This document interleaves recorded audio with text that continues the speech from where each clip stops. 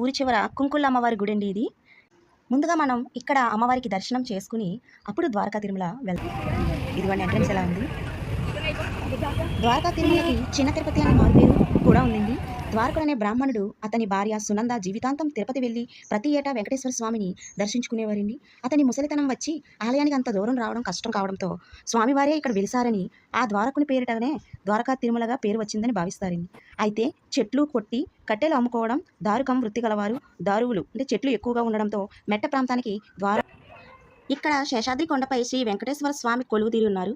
ఇది ఉభయ గోదావరి కృష్ణా జిల్లాల్లో చాలా ప్రసిద్ధి చెందిన దేవాలయం.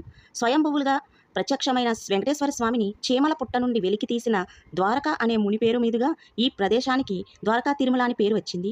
సుదర్శన క్షేత్రమైన ద్వారకా తిరుమల చిన్న తిరుపతిగా ప్రసిద్ధి చెందింది. ఇక్కడ మండపాలండి ఇవి. ఈ మండపాలు చూస్తే రెండు కళ్ళు సరిపోయింది. చాలా అందంగా అద్భుతంగా ఈ మండపాలని కట్టారండి. చాలా చాలా బాగున్నాయండి. ద్వారకా తిరుమల వెళ్ళలేని వారు నిజంగా ఒక్కసారి వెళ్ళి దర్శనం చేసుకోండి. ఈ విగ్రహాలన్నీ కూడా చాలా చక్కగా చెక్కారండి. పెద్ద తిరుపతిలో తీర్చుకోవడానికి మొక్కిన మొక్కును చిన్న తిరుపతిలో తీర్చుకున్నా అదే ఫలితం లభిస్తుందండి. కానీ చిన్న తిరుపతిలో తీర్చుకోవడానికి మొక్కిన మొక్కును చిన్న తిరుపతిలోనే తీర్చుకోవాలని స్థానికంగా భక్తుల నమ్మకం. ఒకే విమాన శిఖరం కింద 2 విగ్రహాలుగా ఉండడం ఇక్కడ విశేషమండి. దర్శనం అయిన తర్వాత కొండ పైకి వెళ్తే అన్నప్రసాదనశాల ఉందండి.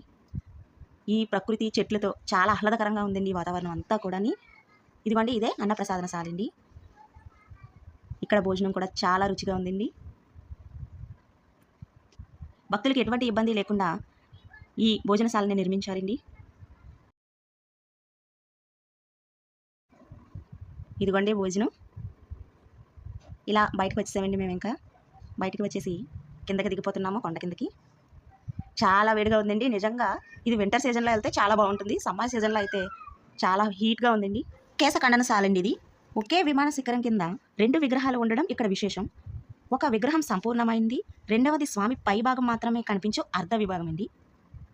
మొబైల్స్ అలౌ చేయట్లేదండి, అందుకే చిన్న వీడియో తీస్తున్నాము. ఆ స్వామివారి అనుగ్రహం అందరికీ ఉండాలని కోరుకుంటున్నాను. ఈ చిన్న వీడియో మీకు నచ్చినట్లయితే మా ఛానల్ని సబ్స్క్రైబ్ చేసి మాకు సపోర్ట్గా నిలబడండి. మళ్ళీ మరొక వీడియోలో కలుద్దాం. అంతవరకు బాయ్.